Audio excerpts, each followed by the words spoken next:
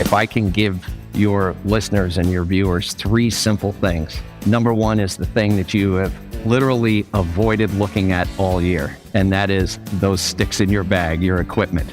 Number 1, have the lofts and lies checked, because you have hit out of all different kinds of grasses.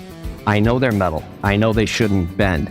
And you've probably had a less than joyful reaction to a shot with one of your clubs where it has also met the ground twice within 10 seconds. So you got to get those lofts and lies checked. Those players on tour do it every month. I know that they play as much in a month as you do in a year, but get those checked and get a new set of grips on there. If you've played over 24 rounds during the year, treat yourself. Anytime you go and you get a new set of grips on your clubs, you're like, I can't wait to get out to the course. Hi, this is Jen Shaw from San Leandro, California, and I play at Monarch Bay in San Leandro. This is Golf Smarter episode 876. Little goals can make a huge difference when winterizing your game with our old friend Joe Hallett. This is Golf Smarter, sharing stories, tips, and insights from great golf minds to help you lower your score and raise your golf IQ. Here's your host, Fred Green. Welcome back to the Golf Smarter podcast, Joe. And Fred, always good to see you. And I'm going to blame you for calling the title of this segment Winterizing Your Game, because clearly you can see I'm prepared for winter out here. Okay, so where are you? I'm actually out at PGA You're on West. a golf course. I am on a golf course, and I don't believe the errant golf shots get here for another 45 minutes. So I should be pretty safe at this point. Okay. Actually, it's out at PGA West at the stadium course. And if this looks familiar, this particular hole, I can zoom it around a little bit here in a second, is the 8th hole. It's a par 5. And to say that those ladies and those guys on the tour, they always play courses in pristine shape. This particular course has been closed for the better part of 6 weeks so that they can overseed. And as you can see for the tournament, and especially in a lot of desert courses, they let all the rough dry, everything. I believe you and I were talking before the podcast, and everything, it's great out here. Everything funnels right to the middle of the fairway. So it's not the course's fault you're not playing good. It's the guy behind the club. Can you explain overseeding and the purpose of it, and why all courses, every year at a specific time of year, make it difficult for people to get tee times? I think you just explained it better than I could. Literally, the overseeding, and especially almost everywhere I know, they put ryegrass down. And there's a couple of things that have to happen. First is, if you just let the grass go as is, and some courses are doing that today, they'll leave the greens specifically. They will leave the greens dormant, and they'll leave the Bermuda grass dormant. And, for those of you that don't have an agronomy degree, but know how to say a few words describing your golf shot, a dormant green means a ball that you hit that landed on the green, and it hasn't slowed down for the last 45 seconds. It has rolled off the end. So a dormant green it's really hard, compacted. There's no grass on it. And you scratch your head and you go, but it looks green. Well, that's because they use a nice little dye and it looks good. But for playability, they'll put ryegrass in, they'll put it in the fairway, because that ryegrass will actually sit above the dormant Bermuda grass, so that when people tend to take divots, you put your seed down, you put top dress down, you're not digging up the fairway per se as it was. So when springtime comes, you have a really hard job. This is like putting a layer of grass within and a little bit on top of the other grass. Now, the hard parts, basically, once you put the seed down, you got to water it constantly for about 5 to 7 days, which means there's no golf. And then you got to let it grow, which means if you are playing golf, forget the fairway, aim for the cart path, because that's where you're going to be dropping your cart off to go get your ball. And the third thing is, when you get to the green, bring your driver, because they have to let that grass grow to about 1/2 inch or 3/4 of an inch so it gets really stable before they start cutting it down. And yes, as you said, it's hard to get tee times. And when you do get out on the course, you go, well, if I'd known it was like this, I might have stayed home.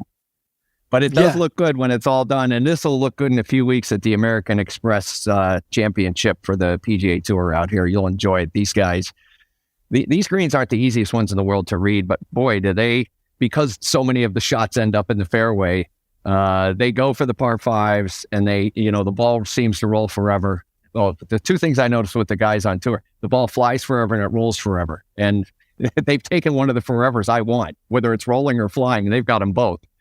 And what's the date of the events?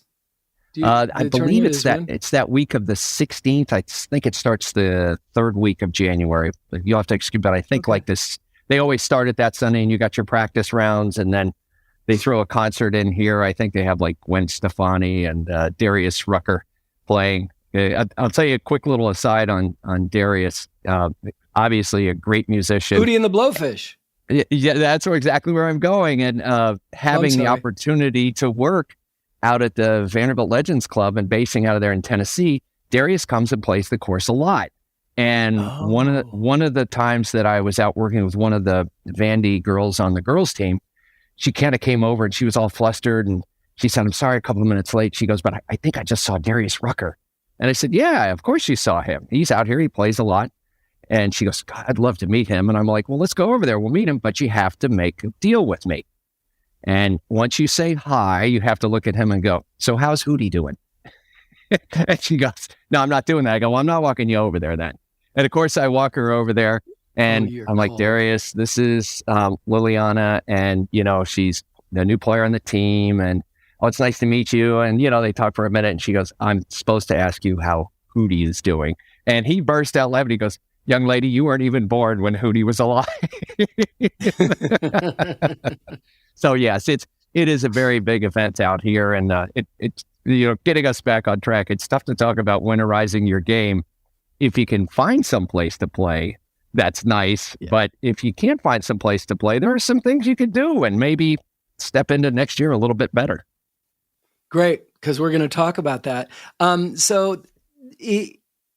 Because you're in Southern California, down the Palm Springs area, is winterizing a golf course? I mean, like everything you explained about overseeding and the plugging and all of that with the extra layer of grass, isn't that for courses that freeze? I mean, courses like you're on, which is playable 12 months a year, is that necessary for them? It's just helpful because out here, this is their in season, if that makes sense. Sure. When you go down south and you go into Florida, and I'd love to say even southern Texas, but gosh, it's getting cold there right now. I know back in Nashville, it's going to be 7 degrees tomorrow morning, and it will not get above freezing until Wednesday morning. And so when you talk about freezing out here, believe it or not, they cover the greens at night, and especially on the tournament course, because they are treating these greens like just absolute supermodels. They want everything right for them. But if you get in a situation where it's so frozen that the temperature literally never gets out of the teens or the 20s, then there's no sense in planting grass, because even the ryegrass won't go. And here you're giving anybody that has northern blood in them is going to look outside and say, "It doesn't look that bad. I think we can go." So you do give them an opportunity to play. Yeah. Yeah. Let's just clarify that we're recording this just a few days before Christmas, but it's being released. Actually, this is the first episode of 2023. So Happy New Year, Joe. Thank you, my friend. I don't know how that happened that way. And hopefully it starts your new year and your show has nowhere to go but up after you have me on the first day of 2023. I don't want to say that our show peaks when you're on, but it's definitely a high point. Bless you. I love having you on because you always bring so much more than just golf instruction. You bring the whole industry into everything that you do because of your experiences, especially because you don't just teach, you teach teachers, you teach golf instructors, which I always find really fascinating and love to talk to you about.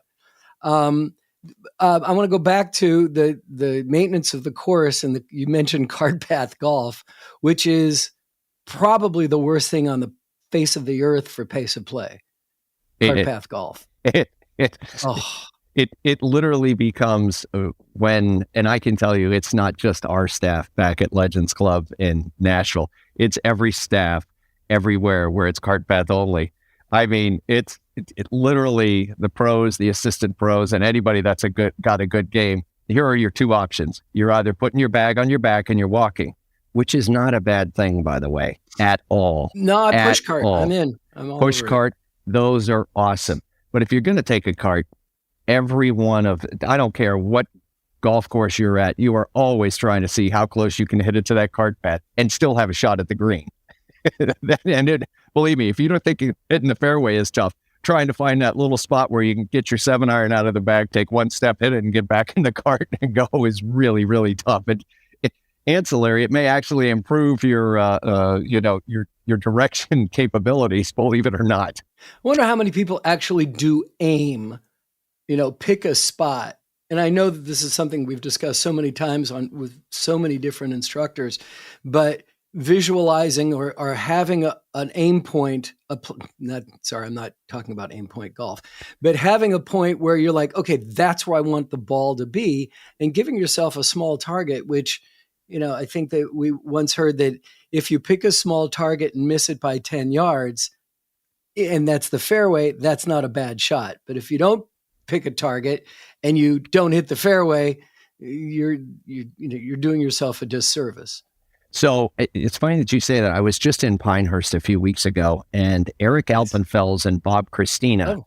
And I would imagine, I know you've probably had Eric on the show, and they have multiple times a research component of what they do called Performance Matters. And one of the things they studied and they researched was aim big, miss big, aim small, miss small.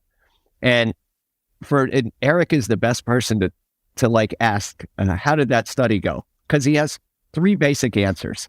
And one of them is, yeah, it's validated. And the other one is, that doesn't work. And the third one is what came out of aim small, miss small. He goes, we're not quite sure. But he said it kind of starts to get into that particular golfer's psyche. Some golfers, if you give them a wide margin of error, they get a calmness over them and they go, my gosh, I can hit any one of those balloons on the board with this dart at the circus. And other players and their inner psyche and the way they work, they want to know, they need a specific task and a specific orientation. And he said it's like a lot of things where if you can pair that with the right type of golfer, it really works. But yes, Bernhard Longer was famous in his day for looking at his caddy when the caddy said, it's 145 to the front of the green from the sprinkler. And Longer said, did you measure from the front of the sprinkler or the back of the sprinkler? So, wow. Preciseness is probably more in play on tour. But for us average players, I think being in a good zone or hitting to a zone where you go, you know what? That's like a 12-car garage. I think I could land it inside there. 12-car garage. You're so silly. All right, we're going to take a break. We'll be back right after this.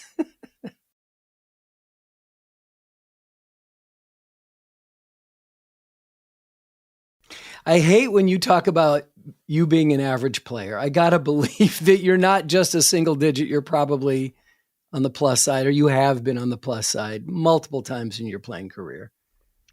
Yes, times in my playing career, I have been on the plus side, but I will tell you, and Fred, this is one of the greatest things, and it's just being involved in the game of golf. I'm humbled enough and blessed enough to be part of the PGA, and even within your realm, within the golf industry, you make connections and you meet people, and one meeting, they're lifelong friends. And the reason I'm bringing that up is because as part of, as you said, teaching the teachers, being part of the PGA faculty, I've got 3 other compadres, fellow professionals, and we've been friends at this point longer than we'd like to know, and we get together once a year, and the 4 of us pick a spot, and this year we happen to come out here to Palm Springs, which is one of the reasons that I'm out here. But we all had game in our days. In fact, one of my friends, there's Warren Bodke, who's won the Horton Smith Award, Dave Mosini, who's been the president of the Michigan section a few times, and Dave Norman, who was on the board of directors for the PGA. Dave reminded me, he goes, I was the pro at the course that you went to Q school at. And he said, do you remember that 11th hole? And I started laughing, and I was like, oh my goodness, of course I remember that one. He goes, you tried to carry the water 3 days. You never made par on it. I go, I know. You don't have to remind me these things. But we're at the point now where we know we all have game. But when we come out, we go, let's cut through the nonsense. Let's all start at an 18 handicap and see how low we can whittle ourselves down. And the bet still comes out right. Nah, but it's, it's funny. We all still have those skills, but when you don't, two things happen. When you don't play regularly and you teach, you get to learn how to hit a couple of clubs really, really good, like your 6-iron, like your driver, like your wedge and your putter, because those are the ones you're giving demonstrations with. And when you don't play competitively, there isn't even nervousness anymore. It's just kind of like, in the old days, I'd tell you guys should press, but right now it's a crapshoot whether we're going to beat you or lose to you on this hole. So the competitiveness leaves, and if there becomes an enjoyment of the game, and at the end of the day, Fred, if you do this right, you just look back and you count the good holes, and you go, man, that was a great birdie you made on 7, or how about that up and down out of the Barranca? That was insane. And because we all know we're going to have those holes where you look around and go, I'm not even going to cheat. I'm going to pick my ball and put it in my pocket, and I'm going to watch you guys play some great golf this hole. And that's kind of what the game's about. It's, when you don't play all the time and you're not competitive, a couple of those things, they're expected to go away. But the good parts are still there, and that's what you got to focus on. It is so clear that you are one of those players that are better than average or even PGA faculty, because you guys sit around and talk about, oh, that was a great shot. Oh, that was a great shot. That's not what we do. We sit around going, I can't believe I'm 3-putted on 12. So just to clarify, the beer cart girl is stopping for different reasons for our foursomes. We're celebrating and you're commiserating. There you go. Well, a couple of weeks ago, I had a sports psychologist on, and he asked me what animal I was, that I perceived myself to be when I'm playing competitively and I'm out there, what animal persona do I take over? And I said, dog. And he's like, what kind of dog? And I said, my dog? He goes, so you're out there on the warm and fuzzy? I'm like, yeah. He goes, most of the great ones, they're predators. Tiger, shark, the bear, right? He says, these guys, they're out to kill. And I'm like, yeah, that's just not my style of play. Fred, are you a fiery competitor? What is your animal? I used to be, when I was trying to play competitive, and I played on the Hogan Tour and the Canadian Tours and all the old Space Coast Tours. I was a fiery competitor, but I was my own worst enemy. And I know every player you've heard say that is, I wanted to compete. And originally, when I first started, and at some point, every good golfer visits a sports psychologist. And at some point, I remember the sports psychologist looked at me, he said, you want to beat the other guys. That's your problem. He said, you should try beating old man Parr. That's the only guy you have to beat. And however the stacks and chips fall, that's the way that they fall. And I said, oh, but now I like what you said, kind of, I am the warm and fuzzy. I'm looking for all the good things that can happen out there. And I want to throw something at you, and there is so much to the study of the psyche of the player. I had a chance to spend some time with a gentleman named Mike Malaska, who's a former PGA Teacher of the Year. If he hasn't been on the program, you've got to have him on. He is so witty and so self-effacing, and he spent so many years with Jack Nicklaus, and he kind of imitates Nicklaus's voice a little bit when he tells these stories. But he asked Jack once about, was it in the 86 Masters at any point were you nervous? And he said, Nicklaus looked at him and he said, Mike, close your eyes. He said, now I want you to think of the most pleasurable thing that you could be doing anywhere in the world with anyone right now, and I'm going to give you 15 seconds to think about it. And he sat there and he said, now open your eyes. And he said, I'll bet there was no chance you were thinking of hitting that tee shot on the 16th at Augusta in 86, were you? And he goes, no. And he goes, that's what I think about. That's the most pleasurable thing for me. I live for that. And at that point, Malaska went, ooh, yeah, now I see the difference. That's an incredible story. Okay, I want to go another question about PGA faculty. Do you guys teach how to run a business? I mean, because everybody that's leaving your school is mostly independent contractors. Maybe they get to be, club pros, but I'm sure that's not the majority. There's so many teachers out there. These guys that are independent on running a business. And, like doctors go to medical school, but they never teach you how to run a medical office, right? They teach you how to be a doctor. And then they're like, because they think they're so special, they're doctors. They think they know how to run a business too. I know exactly the basis of, and there's two things right now. In the old days, you really couldn't even specialize with the PGA. You just went through all the courses and you became a PGA Class A professional, much the same way you would go to college and they go, "What'd you graduate with?" And you go, "I was an athlete. I graduated with political science because I knew I could make good grades and stay on the team and whatever." Or, I graduated business. Now you can graduate as an accounting major, an auditor, an executive management.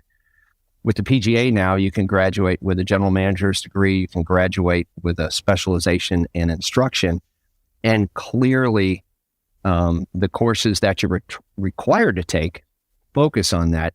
But Dawes Marlott, our director of education, has also realized, to your very point, you probably have a 22 to 24-year-old kid that if he steps into the right thing, all of a sudden is going to be running his own business. And because of that, there are some required business courses. You're not worried about merchandising and inventory, but you are worried about costs, expenses, buying items, depreciating them, and a lot of the extracurricular activities, but the extra reading and the extra courses that you are able to choose from. Some of those have to be business oriented, because the worst thing that could happen is for you to be a great instructor and then literally go to your club and go, "Is there any chance you can give me a raise because I'm in the hole about $30,000? And, in meantime, you've stood all your time on the tee. And with that being said, one of the things that PGA is really great about this, not only this year, I just went to a Teacher of the Year conference, but this next push of the PGA is changing the revenue model for instructors. And it's based a lot on, look at how many more people came into the game with COVID. Look at how many more people actually now want to take golf instruction. And it's weird because we have what we were always trying to get, which were lapsed golfers. But with COVID, we got lapsed golfers who it turns out were really good golfers in college, but then got into the working world and had a couple of kids, and now they have time. So all of a sudden you have this population that's kind of hibernating or just hitting the golf course as hard as it's ever been hit. And these are the same people who actually want to take lessons because they know how good they were and they're not at that level and they want to get back. And just selling an hour of time, which is the way we've always done it, is not the best business model. So we're coming up with specific plans and ideas and following a lot. When I was down at PGA years ago, one of the things I always marveled at was the ski industry, because I can go look at that chart and I can kind of go, here I am, there's where I want to be, and here's how I can do that. And I could do it with a single lesson. I could do it in a clinic and kind of pick up tips. I could do it as a group lesson. So we're changing that revenue model tremendously for the instructors because the demand is as high as it's ever been. I bet. We're going to take another time out. We'll be back. I have more questions about what you teach the teachers after this.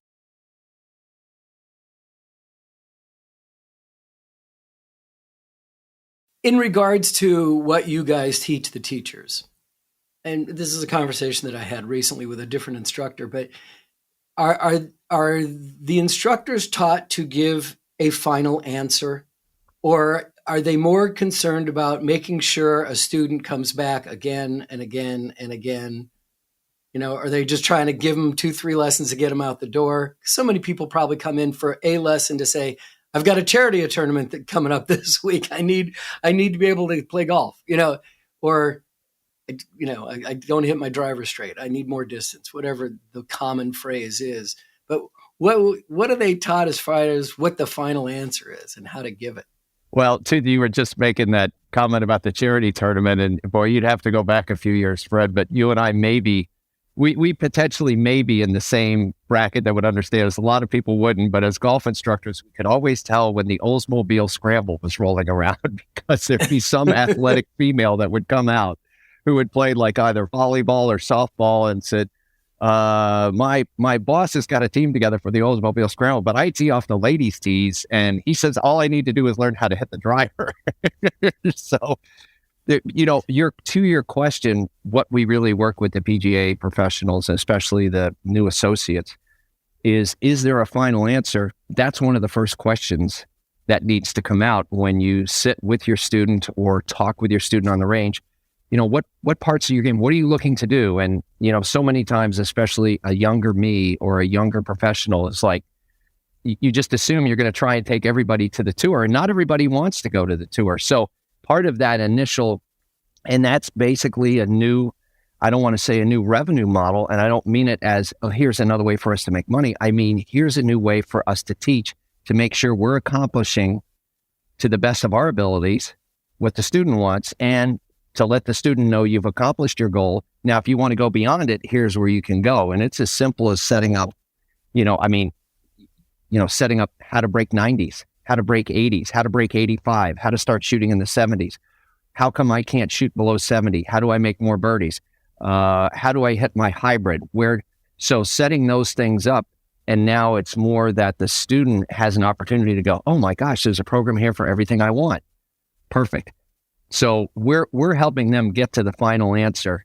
But in reality, the other part of what we're teaching the young professionals, and it's the tide has kind of swung back down. We have so much technology right now. When all we really had before was the launch monitors, the TrackMans, the flight scopes, the foresights.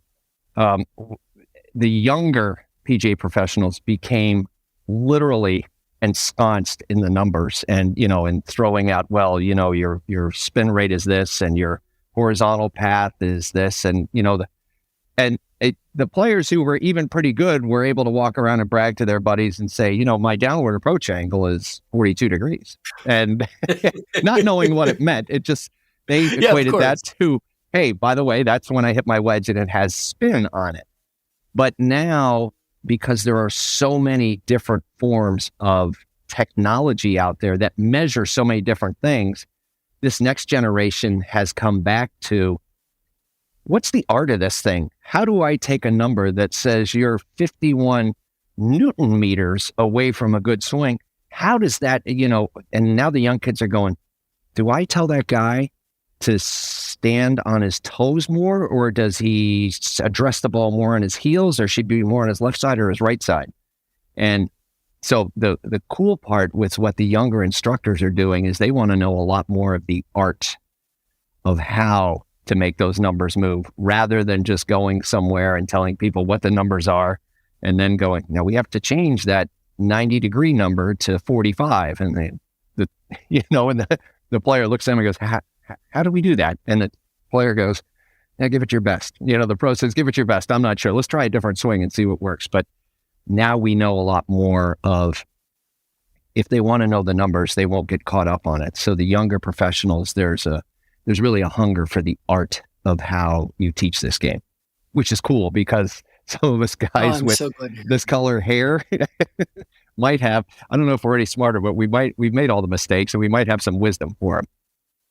Well, I'm so glad that you brought it back to that, because I'm concerned that the young guns, the young teachers are coming out there, and metrics have become so overwhelmingly important in every sport that they forgot about, and I talk about this way too much lately, about how to play golf versus striking a golf ball or swinging a golf club. You're 100%. If there's a metric that really measures everything, it's, there's really only two things. One of them is the metric on that little card that you fill in the numbers as you go along. That's a pretty important metric. And whether your swing is measuring, symmetrical or perfect by whatever standards, if this card and these numbers are measuring what you want or better, that's a great metric. And as Pia Nilsson and Lynn Marriott would say, the happiness metric is a huge metric. If you're playing and you're scoring good, but you're not happy, those good scores won't last. So those are the two biggest metrics. When you get to the end of the day, did you enjoy your time out here? Yes. And sometimes you can say that and not have a great round. Yeah. Yeah. I mean, we forget so often that it's supposed to be fun. All right. Well, I definitely want to get back into the part about winterizing your game. And I have a specific question before we get to the specific, the elements of winterizing your game. But I have somebody in my golf world who recently broke a rib. And, you know, I know. And I gifted him, I said, even though you can't swing a golf club, you could still get better at golf. And I bought him the ebook version of Tim Gallwey's book, The Inner Game of Golf, which I'm absolutely loving right now. I've not interviewed Tim. I don't have him scheduled for an interview. I don't know if he's doing it, but I've heard so many people talk about this book that I'm like, I got to just find out for myself. And I'm really, really enjoying it. So I gifted the book to this person saying, you know what? Work on this part of your game because I think that's, you know, really going to help you because you can't swing a club right now. That's absolutely one of the smartest things you can do. Absolutely. Just keeping their head in the game, but and seeing it in a different way. He was appreciative. Yeah, I believe, if I'm not incorrect, Tim Gallwey's first book was The Inner Game of Tennis. And then when he went to golf, yes. And there are a lot of similarities between those two games. It's a stick and a ball. Okay, we get that. But even though tennis, you are always playing an active opponent, whereas golf, your opponent is, at some point, your opponent is not necessarily the person across the fairway or across the court from you. It's the course. And at some point in tennis, you are playing against the court because there are times when you are by yourself. When you're serving, it is you against that court because you have to stay within certain realms. And then once the ball's returned, now it's an interactive game. So I love what he did and taking that to golf and, you know, basically becoming your own best friend out there. And there's so many ways that you, me, and every golfer out there, it isn't about, are you happy, are you sad, are you angry? You just get in your own way at times. And you can just count how many times, even if you go back to Q school and you can talk to some of the players that just got through the LPGA Q school. I had a young lady that I've worked with for years and she just got through and her dad caddied for her. And he said it was funny because on the 16th hole of the final day, she wanted to go after the flag. And she said, Dad, I think we need one more birdie. But she had told her dad, I don't want to know where I stand at all during the day. And she had led almost the entire way up to there. And he said, I want you to picture that flag being 30 feet right of where it is right now and see how close you can knock it to that, you know, and getting in your own way and going, sometimes it's okay just to hit the green. And, you know, he kind of knew what the outcome was going to be, but anything you can do to get your brain just to kind of go, we're going to have fun. And it isn't about pressure. Put your brain in that area where it enjoys looking and finding and seeing, wow, wouldn't this be a cool way to do it? You know, I mean, Bubba Watson figures out a way to take a straight 150-yard shot and do all kinds of crazy things with it because that's fun. And that's what his brain's going, I wonder if we could do this.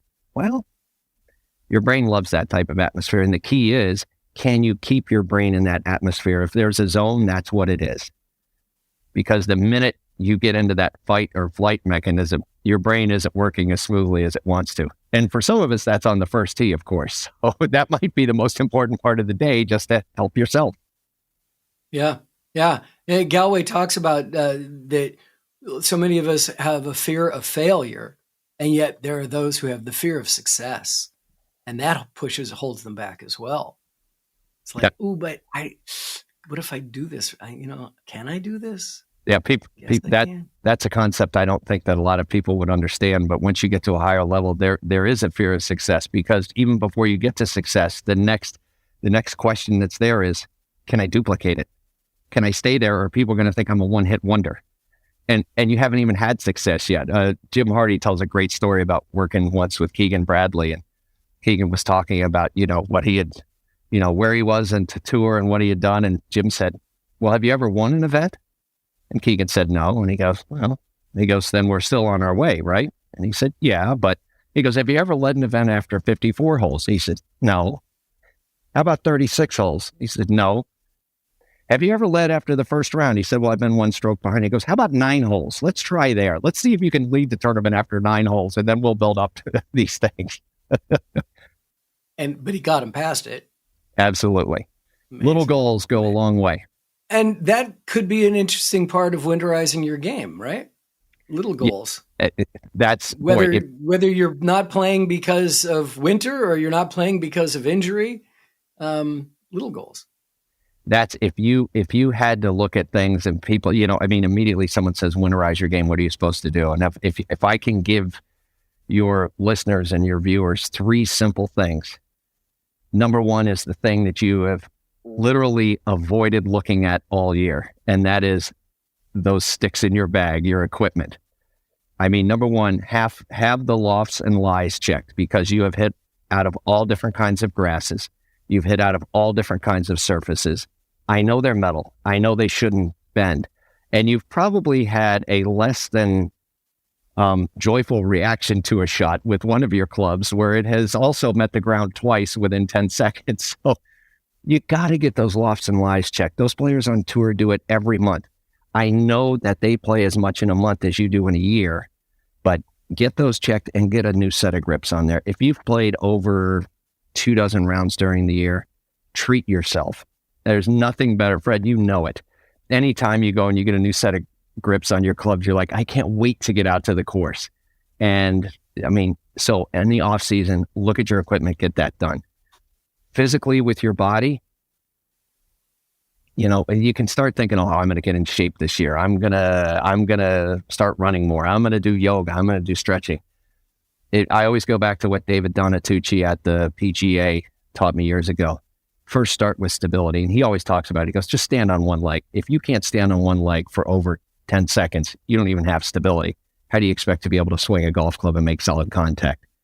Just do some very simple, whether they're planks, whether they're side planks, whether they're standing on one leg, whether it's standing on your tippy toes. Just try and do something so you can start to stabilize your body a little bit. And that's a great place to start from. And the other thing is your swing. You've seen a video of your swing. I've seen a video of my swing. There's parts of our swing we go, I wish I didn't do that. I really wish I didn't do that. Well, now's your time to stop doing it. It doesn't mean it's going to go away, but what you want to do is make repetitions so that a better movement will at least have an idea of where it's supposed to go. If you think about it, it's great. But what I'm getting at here, and Hogan was a huge proponent of this, and you can Google, and I know you and I have talked about this before on the podcast. Google Ben Hogan slow motion swing. If you don't like the fact that your club goes outside, then you know what? Take 2 rolls of toilet paper and put them and make a little path, and you swing that club back in a nice slow motion swing. And when I say slow motion, I don't mean like 1 second. I mean like 1/1000, 2 1,000, 3. Make it go the exact way you want it to. Then do it with your right hand only. Then do it with your left hand only. Then do it with both hands and do it with your eyes closed. And make that 1 set. And do 5 of those sets. That's it. That's it. You start doing that, things will change because you're testing it and you're putting it under a little bit of pressure rather than just going, well, I'm going to try. You're not required to hit a ball. You're not required to measure up to anything, but it'll change. And those are, you knock out those 3 things and you're going to be walking into the spring a different player with a set of clubs that's in better shape, hopefully a body that's a little bit more stable. So, as we all know, we first go out and start swinging those clubs. We need all the stability we can get because it's cracking and creaking and, turning and doing stuff it hasn't done in a few months. And if you get those done, you're off to the races real early in the game. Phenomenal. All right, another timeout, and we'll be back after this. This week on Golf Smarter Mulligans is one of those unique stories that only golf can provide. Our guest is comedian David Woods in an episode from 2011 we call Around the World in 80 Rounds. So I had this crazy idea to travel around the world, from the southernmost to the northernmost golf courses. And I'm thinking, how would I fund this? And I only had one asset, which is I had a condominium on Lake Washington in Seattle. And so literally within 30 days of having this idea, I sold my condo. I put all my furniture that I wanted to keep in storage. I got vaccinated against every disease known to man. And I put 10 golf clubs in a golf bag with 3 shirts, 2 pair of pants, 3 pair of travel underwear, 1 black sweater for dressy occasions, and I took off. That's Golf Smarter Mulligans, episode 192, featuring writer and comedian David Woods. Please subscribe for free to our sister podcast that revisits the best of the Golf Smarter podcast called Golf Smarter Mulligans, being released every Friday from wherever you're listening right now.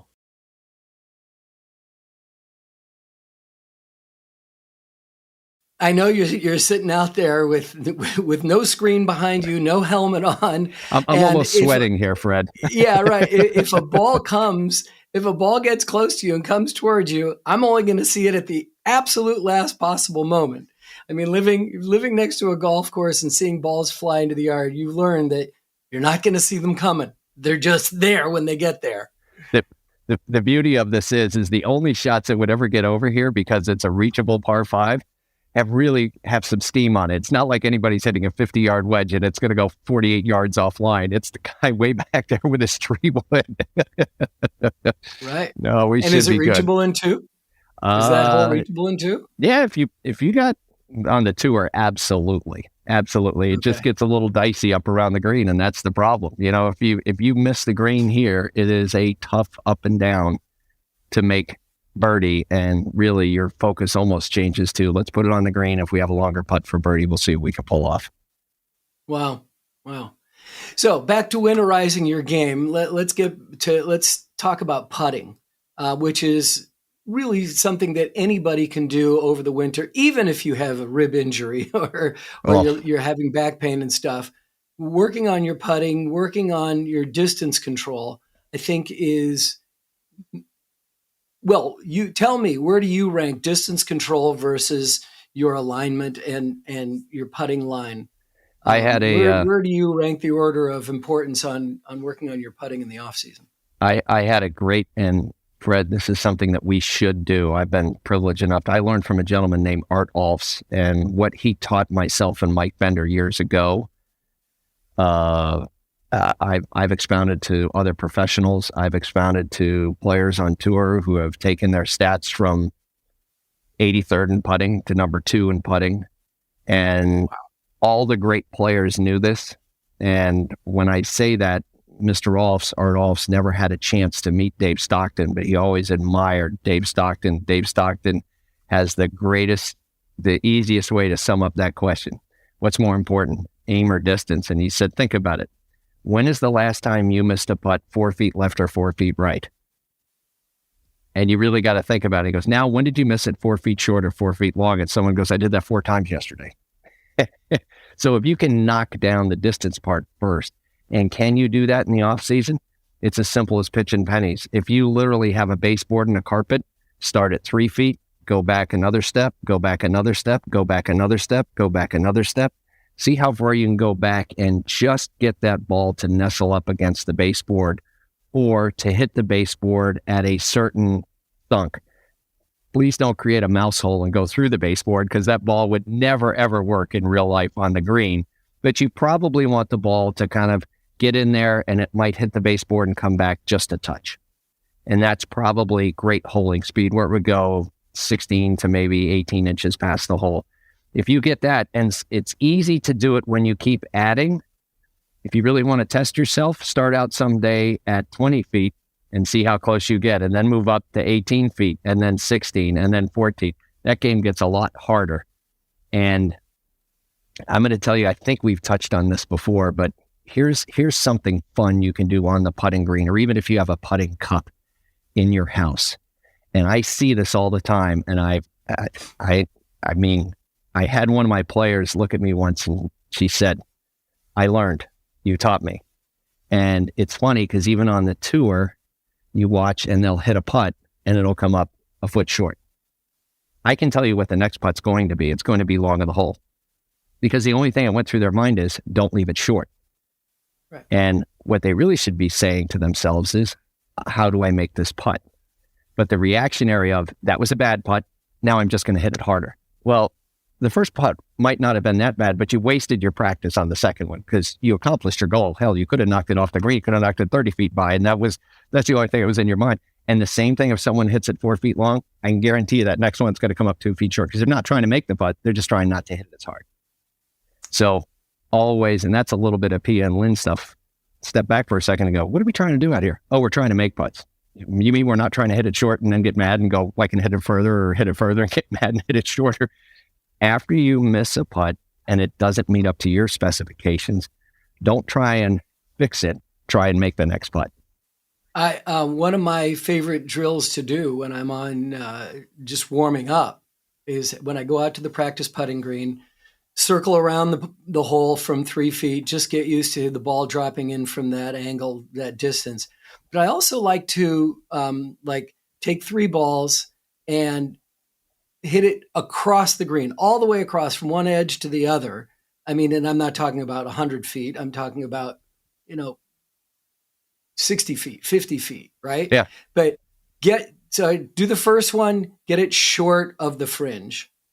Get the second one onto the fringe or just nestled up against the fringe, and then try to get that third one just passing, just go past the fringe a little bit. So I can get a sense of what does it feel like to take a long stroke and see if I can stair step those in different distances so that I can, feel more comfortable about my distance, and then walk them off when I'm playing and know what that felt like in that distance. That's absolutely the smartest thing you can do. And you and I both know it's 1 time out of 10, and it's the same way on the tour. It's 1 time out of 10 that you walk out on that first tee and you knock it 3 feet on the first hole. That's 1 time out of 10. But what really happens is you probably have a putt that's 20, 30, sometimes 40 feet. And if you haven't hit those putts or even got to know what that stroke feels like, you better be good at that 3-footer, because that's the second putt you're going to have. I can guarantee you that. But wouldn't you rather have a shot at the first one? Yeah, absolutely. Absolutely. What's your favorite method of getting you're just on the fringe? You just came up short on a hole, and you're on the fringe. Maybe you're on the second cut, but you're just 3 feet, 4 feet, 5 feet off of the green itself. What is your favorite method of getting the ball onto the green and letting it roll? All right. I don't have my putter with me. This is my 7-iron, unfortunately. But if you were to look at this, the putter would have a flat, it would be 3, maybe 4 degrees loft, right? Mm-hmm. So if it's in the fringe and you want it to kind of get up on the grass and rolling, you move the ball forward in the stance, and now you've added a little loft to it. And you've also ensured yourself that you'll take a little longer backswing, because 9 times out of 10, you have to kind of get the ball a little more energy to get to the hole. So when you move it forward in the stance, it adds loft to the putter. It's going to get the ball up in the air. Hopefully it's not going to magically fly over the grass, but it's going to get it up out of sitting in a little bit of the fringe. It's going to help it start rolling sooner, and a little longer backswing ensures hopefully that it would get to the hole. I had a player, I showed that to Angela Stanford years ago. She goes, I want to putt there, but I hate it. The ball always bounces and jumps. They said, then why don't you put it forward and you create the first bounce? You tell it where to go. She thought, well, that makes a lot of sense. And then I noticed she was missing more greens, and I kind of said, you don't have to miss the green just because you can putt good from the fringe now. You can literally hit the ball on the green and still make your birdies. So you're using a putter for that stroke? Yeah, I really am. Nine times out of 10, unless there's something in your way, if there's a divot or a huge ball mark, 2, sometimes even 3 feet off of the green for the average player. And it's hard to get a tour player to do that. A lot of them will use the hybrid, but a lot of them don't like the hybrid because it doesn't seem like a tour caliber player quality shot. But, it's once they make up their mind, don't confuse them with the facts. What do you really have to do with this? You have to go through the fringe. So you don't want to be digging the ball. You don't want to have all this grass here and try and beat the ball through it. You want it to kind of get up. So the hybrid helps with that. But how many people practice that shot and you have your putter a lot more? So if you can put the putter more forward, it adds a little more loft. You got a little more backswing, gives it a little bit of help. But I wouldn't go back much, but 3 feet's probably as far as you can go with it. But does it get the ball up in the air at all? Yes. Does it get over that? Yeah. I mean, it doesn't fly that high in the air, but it probably adds that much loft to it. Whereas if you didn't have it, the ball would be essentially, it's still trying to get over, that ball's in here and it's still trying to get over that grass. So anything that can help it do this rather than that is going to help. And when he was giving the motion for the podcast listeners, he was just talking about an inch or two. Yeah, at the most. Ground.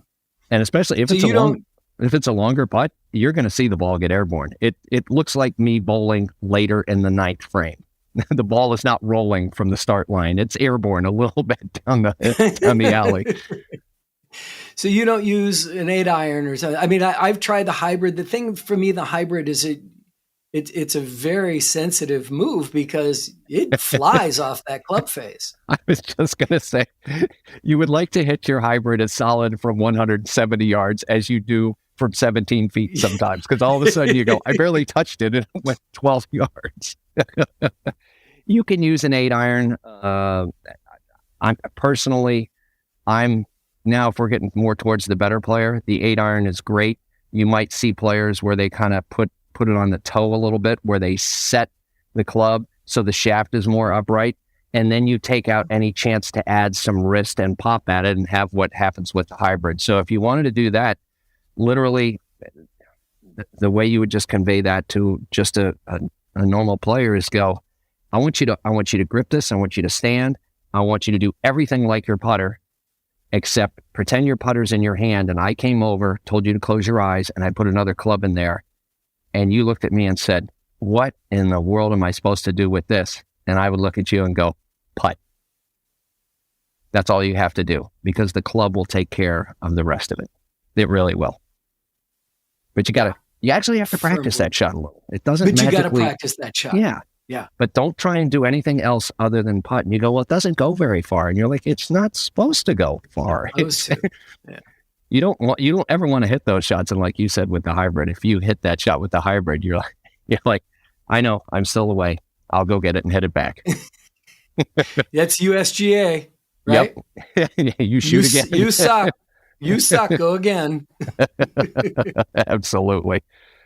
So in a few weeks, I am very excited. A few weeks from when we're publishing this, I get to go to my very first PGA merchandise show in Orlando, Florida. I'm sure that you are like, I got to go back to the PGA show. You're there probably every year forever. What should I be looking for?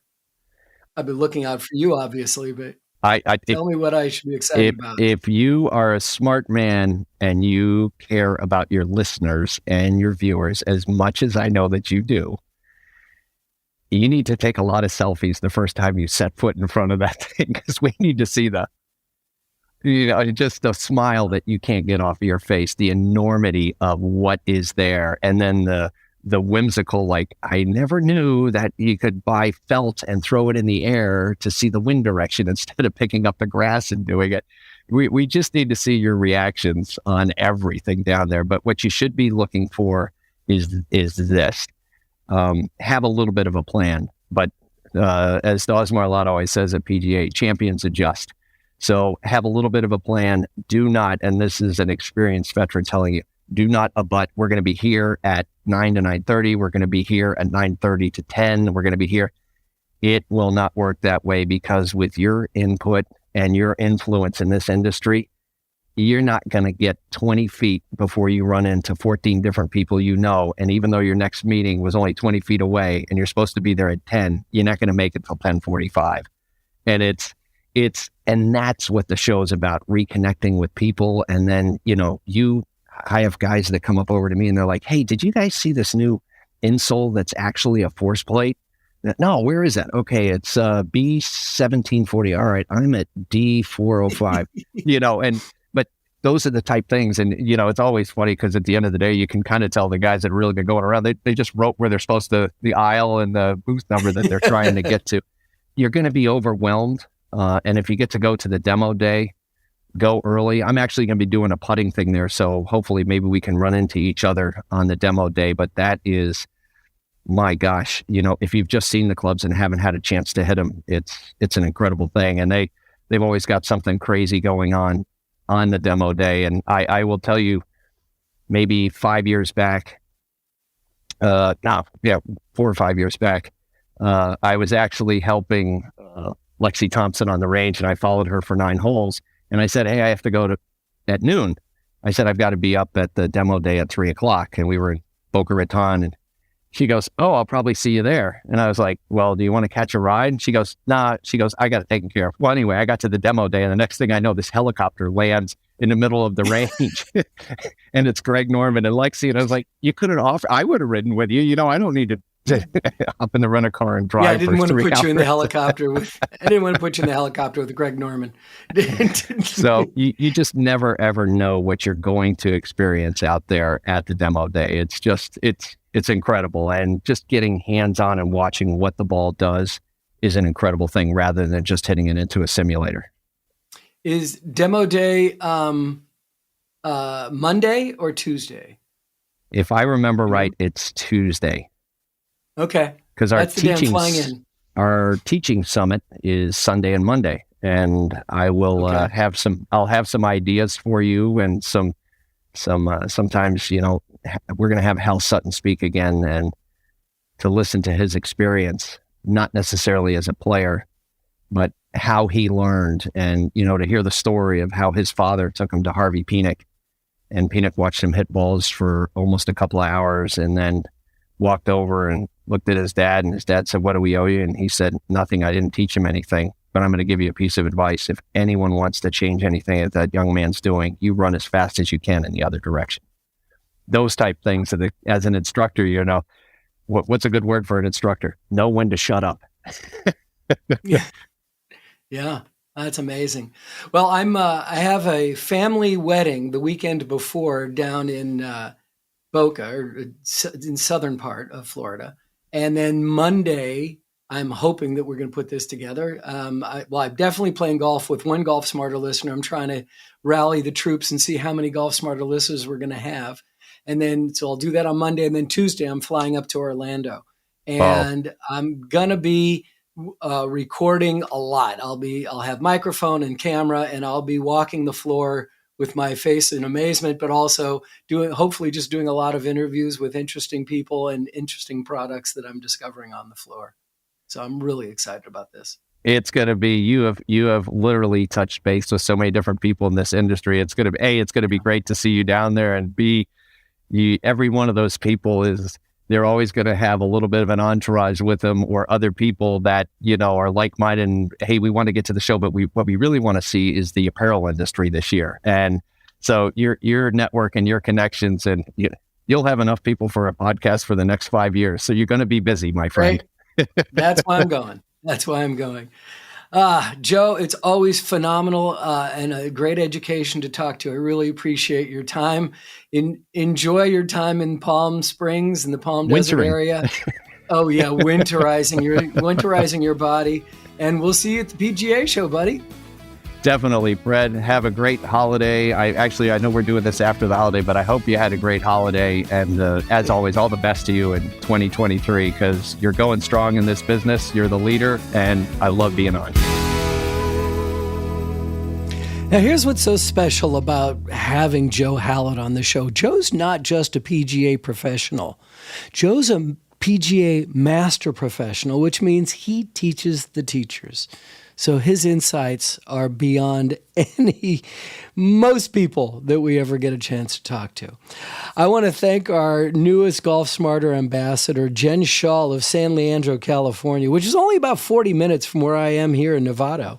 And because she lives nearby, Jen and I have been emailing back and forth and have made plans to play together this spring. I also want to thank Jen for heeding the call for more women to become Golf Smarter ambassadors. I know that there are men out there. I see them on the golf course. But I see women on the golf course too. So I'm hoping that we can get more women Golf Smarter ambassadors as well to tell their friends about the show. Jen's going to receive a glove and glove storage compartment from redroostergolf.com just for writing in and leaving the voicemail you heard at the opening of the episode. You too can win a Golf Smarter gift and have a choice of which you'd prefer, and I can't think of an easier way for you to participate. Send an email to golfsmarterpodcast@gmail.com and request our simple instructions to leave a voicemail at our toll-free Golf Smarter line. And when you do, you can choose a dozen balls with the Golf Smarter logo from Odin Golf, the golf brand that sponsors and pays everyday golfers. These tour quality balls are a fraction of the price of what you'll usually pay, and when you use the code GolfSmarter at checkout, you'll receive an additional 20% off your order. You can find Odin Golf at odin-golf.com/pages/GolfSmarter. But wait, there's more. You can also choose to receive a private online link to Tony Manzoni's video of the Lost Fundamental. And your third choice, just like Jen, is a new glove and glove storage compartment from redroostergolf.com, the unique glove subscription service that offers many styles of gloves in 26 sizes and my favorite glove. So please send an email and I'll get back to you with some simple instructions of what to do and what to say. Just write to golfsmarterpodcast@gmail.com. Please remember to check out our latest video shorts on youtube.com/@golfsmarter or on Instagram @golfsmarter. For each episode, we're now providing the entire episode with just a static image and no video, and 1-minute video tips directly from the episode. So please subscribe to youtube.com/@golfsmarter so that you can be notified of new videos posted to Golf Smarter TV, and that will also include videos from my experience at the PGA Merchandise Show later this month. And this is my last request for you to join me and other Golf Smarter listeners for a round of golf in Plantation, Florida on Monday, January 23rd. That's 2023. We're here. We've made it to 2023. You'll receive all the details via email when you sign up, but I need to hear from you. If you'd like to play 18 holes with me, the deadline to let me know is next Monday, January 9th. Again, we're going to play Monday morning, January 23, 2023, somewhere near Plantation, Florida, and I'd really love for you to join us. If you have any questions, comments, suggestions for upcoming episodes, please click on the Hey Fred button at golfsmarter.com.